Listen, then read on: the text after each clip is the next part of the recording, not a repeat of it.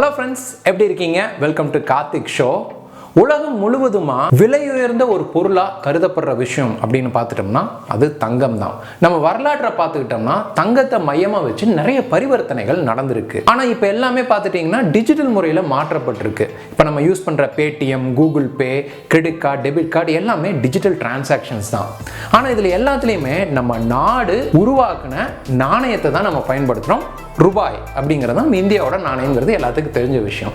ஆனா உலகம் முழுவதுமா ஒரு டிஜிட்டல் கரன்சியை பொதுவா பயன்படுத்த முடியுமா அப்படின்னு கேட்டா அதுக்கான விடை தான் பிட்காயின். எப்படி உலகத்துல எல்லா இடத்துலயும் தங்கத்தை ஒரு விலை உயர்ந்த பொருளா கருதுறாங்களோ அதே மாதிரி பிட்காயினோட மதிப்பும் உலகம் முழுவதுமா அதிகரிச்சுட்டே இருக்கு. இந்த பிட்காயினை பத்தின சில சுவாரஸ்யமான விஷயங்களை பத்தி இந்த வீடியோல பார்க்க போறோம். Stay tune.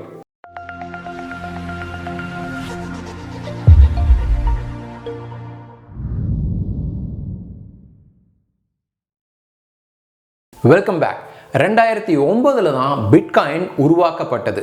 சட்டோஷி நாகமோட்டோ அப்படிங்கிறவர்னால பிட்காயின் உருவாக்கப்பட்டதா அறியப்படுது. ஆனா சட்டோஷி நாகமோட்டோங்கிறவர் யாரு? அப்படி ஒருத்தர் இருந்தாரா? அவர் இப்பவும் இருக்காரா அப்படிங்கிறது கேள்விக்குறியா தான் இருக்கு. ஆனா இவரோட பிட்காயின் வேலட்ல கிட்டத்தட்ட 1 லட்சம் பிட்காயின்ஸ் இருக்கிறதா அறியப்படுது. பிட்காயின் வேலட்னா ஒரு பேங்க் அக்கௌண்ட் மாதிரின்னு வச்சுக்கீங்களேன். ஆனா அதுல பிட்காயினை மட்டும்தான் நம்மளால சேகரிச்சு வைக்க முடியும். இப்போ இருக்கிற பிட்காயினோட மதிப்பு நிலவரப்படி சட்டோஷி நாகமோட்டோ அப்படிங்கிற உண்மையாவே இருந்து அவர் இப்போ உயிரோடு இருந்தால் அவர் உலகத்தில் உள்ள மிகப்பெரிய பணக்காரர் பட்டியலில் இடம் பிடிப்பார். அப்படி பிட்காயினோட மதிப்பு எவ்வளவு அப்படின்னு நீங்க கேக்குறீங்களா? 2009 பிட்காயின் உருவாக்குன போது அந்த பிட்காயினுக்கு எந்த ஒரு பண மதிப்பும் இல்லாம இருந்துச்சு. முதல் முறையா மே 22, 2010 தான் பிட்காயினுக்கான பரிவர்த்தனை நடந்தது. அப்போ ஒருத்தர் 41 அமெரிக்கன் டாலர் மதிப்புள்ள ஒரு பீஸா வாங்குறதுக்கு 10,000 பிட்காயினை அந்த பீஸா கடைக்காரர்கிட்ட கொடுத்திருக்காரு.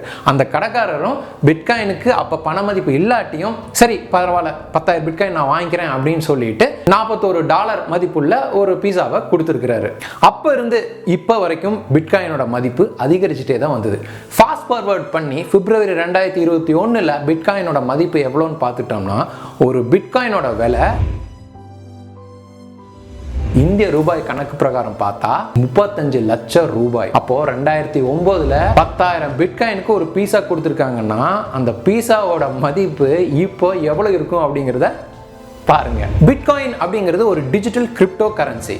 இப்போ நம்ம பயன்படுத்துற ரூபாய் எல்லாம் பார்த்துட்டீங்கன்னா இந்திய அரசு RBI மூலமா, அதாவது ரிசர்வ் பேங்க் ஆஃப் இந்தியா மூலமா அச்சடிக்கிறாங்க. இப்போ டிஜிட்டலா உருவாக்குறாங்க. ஒருவேளை எப்படி இந்திய ரூபாய் உருவாக்கப்படுது அப்படின்னு நீங்க தெரிஞ்சுக்கணும்னா அதுக்காக தனியா வீடியோ பண்ணியிருக்கேன். அதோட லிங்க் இங்க பாப்பப் ஆகும், டிஸ்கிரிப்ஷன்ல கொடுக்குறேன், பாருங்க. சரி, அப்போ இந்த பிட்காயின் எப்படி உருவாக்கப்படுது? ரொம்ப காம்ப்ளெக்ஸான ப்ராப்ளம்ஸ் எல்லாம் நம்ம சால்வ் பண்ணோம்னா அதுக்கு பரிசா பிட்காயின் கொடுக்கப்படும். இந்த ரொம்ப காம்ப்ளெக்ஸான ப்ராப்ளம்ஸ் அப்படின்னு சொல்லும்போது இது பல பவர்ஃபுல்லான கம்ப்யூட்டர்ஸால தான் பண்ண முடியும். அது அவ்வளவு ஈஸி கிடையாது. இந்த ப்ராசஸ் தான் பிட்காயின் மைனிங் அப்படின்னு சொல்லுவாங்க. இந்த பிட்காயின் உருவாக்குறதுக்கும் அதை மெயின்டைன் பண்றதுக்கும் பயன்படுத்தப்படுற தொழில்நுட்பத்தோட பேரு பிளாக் செயின். பிளாக் செயினை பத்தியும் நான் தனியா வீடியோ பண்ணியிருக்கேன். அதுக்கான லிங்க் டிஸ்கிரிப்ஷன் கொடுக்குறேன், பாருங்க. சிம்பிளா சொல்லணும்னா பெரிய பெரிய காம்ப்ளெக்ஸான ப்ராப்ளம்ஸை சால்வ் பண்ணணும்னா ஒரு பிளாக் உருவாக்கப்படும். அப்படி ஒரு பிளாக் உருவாக்கப்பட்டால் அதுக்கு பரிசா சில பிட்காயின்ஸ் உருவாக்கப்பட்டு யார் அந்த ப்ராப்ளமை சால்வ் பண்ணாங்களோ அவங்களுக்கு கொடுக்கப்படும். இப்படிதான் பிட்காயின் உருவாக்கப்படுது. 2009 பிட்காயின் உருவாக்குன போது ஒரு பிளாக் சால்வ் பண்ணாங்கன்னா அவங்களுக்கு 50 பிட்காயின் பரிசா வழங்கப்பட்டது. இந்த பரிசு தொகை ஒவ்வொரு 4 வருஷமும் பாதியா குறைக்கப்படுற மாதிரி இருந்தது. 2012 ஒரு பிளாக் சால்வ் பண்ணா 25 பிட்காயின் பரிசா வழங்கப்பட்டது. 2016 அது 12 பிட்காயினா குறைக்கப்பட்டது. 2020 அது 6.25 பிட்காயினா இருக்கு. இப்போ ஒரு பிளாக்கை சால்வ் பண்ணாங்கன்னா அவங்களுக்கு 6.25 பிட்காயின் தான் பரிசா வழங்கப்படும். இதே விகிதத்தில் போனா 2140க்கு அப்புறம் எந்த ஒரு பிட்காயினையும் மைன் பண்ண முடியாது.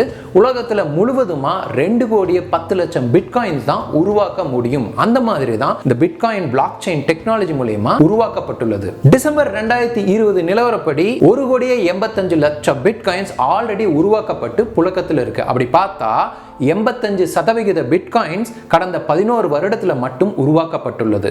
மீதி உள்ள 15% பிட்காயினை அடுத்து 119 வருஷத்துல உருவாக்க முடியும். அப்படி பாத்தீங்கன்னா பிட்காயின் உருவாக்குற விகிதம் வந்து ரொம்ப கம்மியா இருக்கு. இப்போ ஒரு பொருள் வந்து ரொம்ப கம்மியா கிடைச்சு ஆனா அந்த பொருளுக்கான தேவை மக்களிடையே நிறைய இருந்ததுன்னா அதோட டிமாண்ட் அதிகமாகும். டிமாண்ட் அதிகமாச்சுன்னா அந்த பொருளோட விலை மதிப்பு அதிகமாகும். அதே தான் பிட்காயின்லயும் நடக்குது. பிட்காயின் இனி வந்து ரொம்ப கம்மியா தான் மைன் பண்ண முடியும் அப்படிங்கிற நிலைமையில நிறைய பேர் வந்து பிட்காயினுக்கு வந்து நிறைய மதிப்பு இருக்கு அப்படின்னு சொல்லிட்டு அதுக்கு பின்னாடி போகும்போது அதோட மதிப்பு ஆட்டோமேட்டிக்கா அதிகமாயிட்டே இருக்கு. பிட்காயினை உருவாக்குறதுக்கு ரொம்ப காம்ப்ளெக்ஸான ப்ரோக்ராம்ஸ் எல்லாம் சால்வ் பண்ணணும் அப்படின்னு பார்த்தோம். அதுக்கு வந்து சூப்பர் கம்ப்யூட்டர்ஸ் தேவை அப்படின்னு பார்த்தோம். இந்த சூப்பர் கம்ப்யூட்டர்ஸ் எல்லாமே வந்து ரொம்ப பவர்ஃபுல்லான கம்ப்யூட்டர்ஸா இருக்கும். சில நேரங்களில் வந்து நிறைய பவர்ஃபுல்லான கம்ப்யூட்டர்ஸ் ஒன்னா சேர்ந்து ஒரு ப்ரோக்ராமை சால்வ் பண்ற மாதிரியும் இருக்குது. இப்போ நம்ம கம்ப்யூட்டர்ஸ் எல்லாம் வந்து வீடியோ கேம்ஸ் 3D கிராஃபிக்ஸ் எல்லாம் பண்றதுக்கு GPU அப்படின்னு ஒரு ஹார்ட்வேரை போட்டோம்னா ரொம்ப வேகமா செயல்படும். கிராஃபிக்கல் ப்ராசஸிங் யூனிட் அப்படின்னு சொல்லுவாங்க. அதே மாதிரி இந்த பிட்காயின் ப்ரோக்ராம்ஸ் எல்லாம் சால்வ் பண்றதுக்குன்னே தனியா ஸ்பெஷல் ஹார்ட்வேர்ஸ் எல்லாம் மார்க்கெட்ல இருக்கு. அது மட்டும் இல்லாம இந்த பிட்காயின் ப்ரோக்ராம்ஸ் எல்லாம் சால்வ் பண்ற கம்ப்யூட்டர்ஸ்க்கு வந்து அதிக மின்சாரம் தேவைப்படும். ஒரு ஆர்டிகல் பிரகாரம் உலகத்தில் உள்ள அனைத்து பிட்காயின் மைனிங் கம்ப்யூட்டர்ஸ் ஒரு வருஷத்துல பயன்படுத்துற மின்சாரம் யூரோப்ல ஜனத்தொகையில 2ஆவதா இருக்கிற நாடு அயர்லாந்து. அந்த நாடு ஒரு வருடத்துல எவ்வளவு மின்சாரம் பயன்படுத்துமோ அதை காட்டிலுமே அதிகம் அப்படின்னு சொல்றாங்க. அப்ப எந்த அளவு மின்சாரம் தேவைப்படும்னு பார்த்துக்குங்க. இப்போ நம்ம பேங்க் அக்கௌண்ட்ல நம்ம எவ்வளவு பணம் வச்சிருக்கோம், நம்ம யாருக்கு எவ்வளவு பணம் அனுப்புறோம் அப்படிங்கிறது நமக்கு மட்டும் தான் தெரியும். அதுக்கடுத்து நம்ம பேங்க்ல இருக்கிற எம்ப்ளாயிஸ்னால கண்டுபிடிக்க முடியும். ஆனா ஒருத்தர் எவ்வளவு பிட்காயின் வச்சிருக்காங்க, அவங்க யார் வந்து யார்கிட்ட எவ்வளவு பிட்காயின் அனுப்புறாங்க அப்படிங்கிறது வந்து வெளிப்படையா நம்மளால இன்டர்நெட்ல பார்க்க முடியும். ஆனா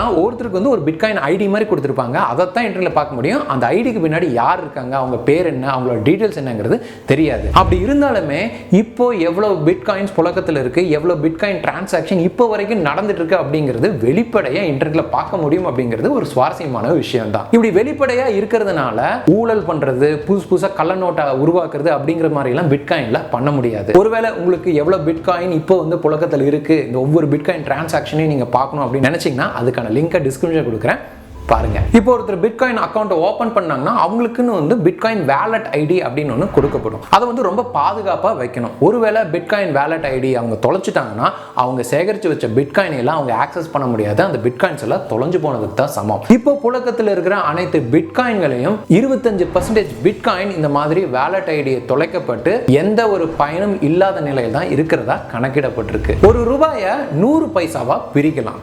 அதே மாதிரி ஒரு பிட்காயினை 10 கோடி பங்குகளா பிரிக்க முடியும். இந்த ஒவ்வொரு பங்குகளையும் சட்டோஷி அப்படின்னு சொல்றாங்க. இப்போ ஒரு பிட்காயினோட விலை 35 லட்சம் ரூபாயா இருக்கிற நிலைமையில இப்போ ஒருத்தர் பிட்காயின் வாங்கணும்னு நினைச்சாங்கன்னா அவங்களால இந்த சட்டோஷின்னு அழைக்கப்படுற பங்குகளாகவும் வாங்க முடியும். அப்படி பார்த்தா பெரிய பெரிய சூப்பர் கம்ப்யூட்டர்ஸ் எல்லாம் வச்சு பிட்காயின் மைனிங் பண்ணாதான் நமக்கு பிட்காயின் கிடைக்கும் அப்படிங்கிறது இல்லைங்க. நம்மளால இந்த சட்டோஷின்னு அழைக்கப்படுற பங்குகளாகவும் பிட்காயினை பணம் கொடுத்து நம்மளால வாங்க முடியும். 2015 லிபர்லாண்ட் அப்படின்னு ஒரு நாடு உருவாக்கப்பட்டது. அவங்களோட அபிஷியல் கரன்சியா பிட்காயினை அறிவிச்சிருக்காங்க.